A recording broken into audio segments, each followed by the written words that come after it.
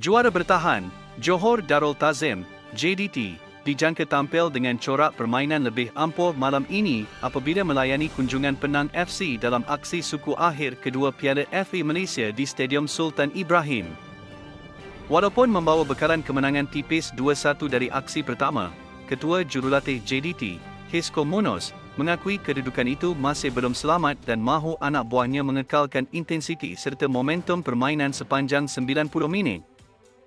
Menurut Munoz, pasukan perlu bersedia menghadapi kemungkinan Penang FC turun dengan formasi 5-4-1 atau 5-3-2, sambil menunggu peluang untuk melakukan serangan balas pantas, seperti yang mereka lakukan pada perlawanan pertama tempoh hari. Keupayaan pasukan lawan tidak boleh dipandang rendah. Mereka ada kredibiliti dan semangat yang tinggi. Tambahan pula, keputusan seri 1-1 mereka dengan Kuching City baru-baru ini pasti meningkatkan motivasi Penang FC untuk cuba menggugat kami. Jadi, kami kena sentiasa bersedia.